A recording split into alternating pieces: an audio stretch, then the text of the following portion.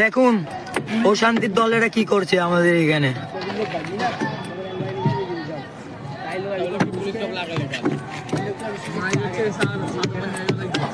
সামনে DB office, এরা আমাদের পুরো মেদরপট্টি এলাকা। আমরা খুবই আতঙ্কে আছি ভাই।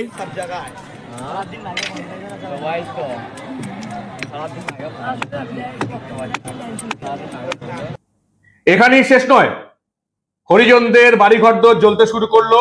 তারপর এই দেখুন ফিরিঙ্গি বাজারে, এটা হচ্ছে লোকনাথ মন্দির, সেখানে শান্তির ছেলেরা হামলা শুরু করে দিল।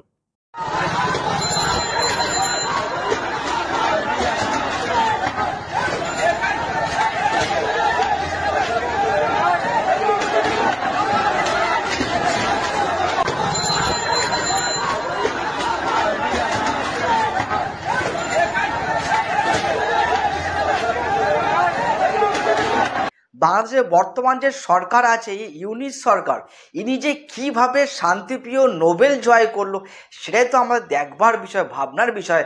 সত্যি কি এই নোবেল পুরস্কার পেয়েছিল বাংলাদেশের প্রধানমন্ত্রী এখন আছে বর্তমানে, উনি কি সত্যি এই নোবেল পুরস্কার পাওয়ার যোগ্য ছিল? কেন বন্ধুরা আমরা কেন বলছি এই কথাটা বন্ধুরা আপনারা জেনে নিন যে চট্টগ্রামে থেকে শুরু করে বাংলাদেশের প্রতিটা গ্রামে গ্রামে শহরে এবার হিন্দুরা আন্দোলন করতে নেমে গেছে। সেই একটাই কারণ, চিন্ময় বাবুকে ধরার পর থেকে প্রতিটা হিন্দু বাড়িতে বেছে বেছে, হ্যাঁ বন্ধুরা, বাংলাদেশে হিন্দু বাড়ি বেছে বেছে ওখানকার মুসলিম সংগঠিত মানুষরা এবার জ্বালিয়ে দিচ্ছে, ভেঙে দিচ্ছে, মন্দির আরও ভেঙে দিচ্ছে।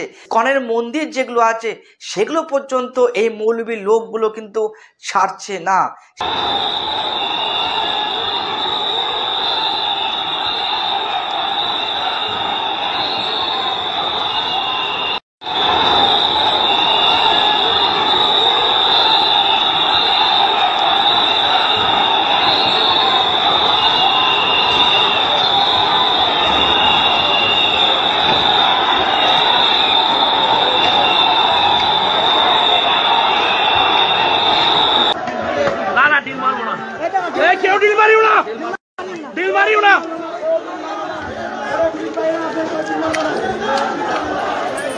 সে মৌলবীগুলো কিন্তু সেই ইসকনের মন্দিরগুলো এবার ভাঙা শুরু করে দিয়েছে।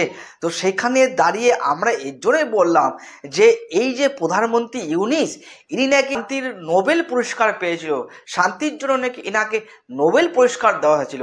আমার মনে হয় যে ব্যক্তিরা এনাকে নোবেল পুরস্কার দিয়েছিল তো তাড়াতাড়ি সম্ভব এর কাছ থেকে নোবেল পুরস্কারটা ছিনিয়ে নেওয়া উচিত এবং তার মুখের মধ্যে চুন কালি মাখিয়ে অল ওভার ওয়ার্ল্ডে ঘোরা উচিত যে আমরা একটা ভুল সিদ্ধান্ত নিয়েছিলাম, এই সমস্ত বাজে লোককে আমরা নোবেল পুরস্কার দিয়েছিলাম। এর মতো বাজে প্রধানমন্ত্রী আমাদের ওয়ার্ল্ডে আজ পর্যন্ত কেউ দেখেনি। এর জন্য বলছি বন্ধুরা, বাংলাদেশে যে গৃহযুদ্ধ চলছে সব থেকে বড় কারণ হচ্ছে এই ইউনিস সরকার এবং হিন্দুদের উপর বাংলাদেশে যে অত্যাচার করা হচ্ছে।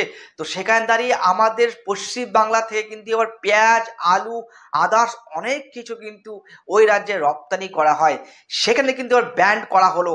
তো সেখানে দাঁড়িয়ে আমরা বুঝতে পারছি বাংলাদেশে যে মিডিয়া আছে সেই মিডিয়া কিন্তু কান্নাকাটি শুরু করে দিয়েছে। কেমন কান্নাকাটি শুরু করে দিয়েছে? 56-57 টাকা সে আলু আজকে হঠাৎ করে দাম বেড়ে গেছে 63 থেকে 64 টাকা, মানে কেজিতে 7 থেকে 8 টাকা বেড়ে গেছে। কারণটা শুনতেছি ভারত সরকার নাকি পেঁয়াজ আর আলু বন্ধ করে দিচ্ছে। এই খবর ছড়ে দেওয়া মাত্রই আলুর দাম বেড়ে গেছে। আমরা চাই যে আলু আর পেঁয়াজ আবার ঢুকুক, দামটা কমবে। যে ওই দেশে পেঁয়াজ থেকে আলু থেকে এবার আস্তে আস্তে আমাদের ভারতবর্ষ থেকে যাওয়া বন্ধ হচ্ছে। এইবার তারা বুঝবে কত ধানের কত চাল। ওরা হিন্দুদের মারতে শুরু করেছে না, হিন্দুদের বাংলাদেশকে তাড়াবে এই সমস্ত মৌলবাদী নেতারা। তো দেখছি এবার তারা না খেয়ে মরে কিনা। তাদের দেশে কোনো রকমের পণ্যবাহী দ্রব্য কিন্তু যাবে না, আমাদের ভারতবর্ষ থেকে ইন্ডিয়ায় যাবে না, সব কিছু বন্ধ করে দেওয়া হবে। দেখি আপনারা কিভাবে আমাদের হিন্দুদের এত অত্যাচার করতে পারেন। আগে কিন্তু আমরা দেখেছিলাম আমাদের রাজ্যে মুখ্যমন্ত্রী মমতা ব্যানার্জি উনি কিন্তু বলেছিল যে আমাদের রাজ্যে উনি আলু এবং পেঁয়াজকে উৎপাদন করার জন্য অনেক টাকা খরচা করেছে। তো সেখানে দাঁড়িয়ে যাতে বাংলাদেশে আলু এবং পেঁয়াজ যেতে না পারে তার জন্য কিন্তু উনি খুব কড়া পদক্ষেপ নিয়েছিল।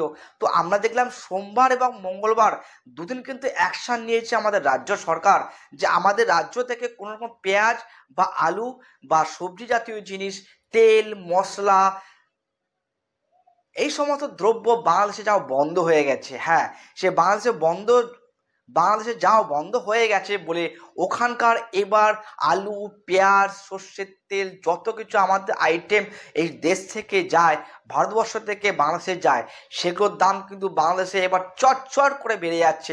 চটচট কেন কথাটা বললাম আমি, 70 থেকে 80 টাকা কেন, 100 টাকার উপরে পেঁয়াজের দাম হয়ে গেছে, 70 থেকে 80 টাকা হয়ে গেছে আলুর দাম। মাত্র 2 দিন আমাদের ওয়েস্ট বেঙ্গল থেকে বাংলাদেশের কোনো রকমে এই খাদ্যদ্রব্য পাঠানো যাচ্ছে না, এবং আমাদের মুখ্যমন্ত্রী মানে ওয়েস্ট বেঙ্গলের মুখ্যমন্ত্রী উনি না করে দিয়েছেন যে না, কোনো রকমের আমাদের দেশ থেকে ওই বিদেশে কোনো রকম পেঁয়াজ আদা রসুন যাবতীয় সব কিছু বন্ধ করে দেওয়া হয়েছে। তো এইবার তাদের কান্নাকাটি শুরু করে দিয়েছে, তাদের আম পাবলিক এবার না খেতে পেয়ে এবার তাদের চোখের জল নাকের জল এক হয়ে যাবে। সেই ভিডিও কিন্তু আপনারা দেখাচ্ছে, ব্যাকগ্রাউন্ডে দেখুন চলছে যে আমাদের রাজ্য থেকে আর কোনো খাদ্যদ্রব্য বাংলাদেশে যাবে না। মাত্র 2 দিন কিন্তু আমাদের খাদ্যদ্রব্য ওই দেশে যাওয়া বন্ধ হয়েছে, তাতেই এই অবস্থা হয়ে গেছে বাংলাদেশে। এরা নাকি আমাদের দেশের সাথে লড়াই করবে, যুদ্ধ করবে, এতে লজ্জা লাগা উচিত। লজ্জা তো নেই। ইউনিক সরকারকে মুখে চুন কালি মাখিয়ে বাংলাদেশ থেকে দূর করে দিতে হবে। ওনার কাছ থেকে শান্তিপ্রিয় যে নোবেল পেয়েছিল সেই নোবেলটাকে কেড়ে নিতে হবে, তাকে অপমান করতে হবে। যেহেতু বাংলাদেশে যে গৃহযুদ্ধ চলছে সে টার্গেট হচ্ছে হিন্দুদেরকে মেরে এবার দেশ থেকে তাড়াবার জন্য ওই দেশের সরকার উঠে পড়ে লেগেছে। এইবার দেখবো আপনাদের কত বড় শক্তি আছে যে আপনাদের দেশের সাধারণ মানুষকে আপনি কীভাবে খাওয়াবেন।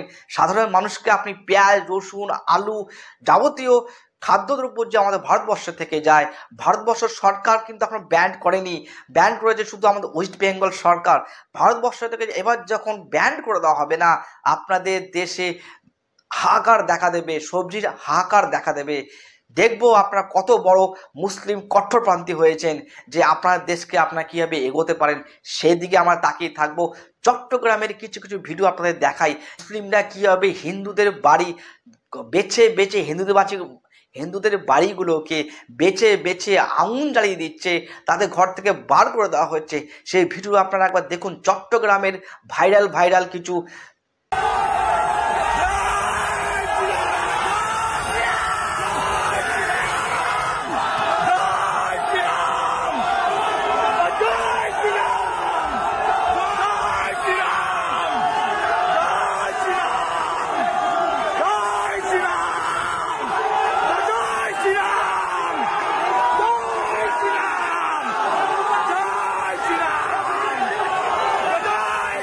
রাষ্ট্র এবং সরকারের বিরুদ্ধে নয়, 5ই আগস্টের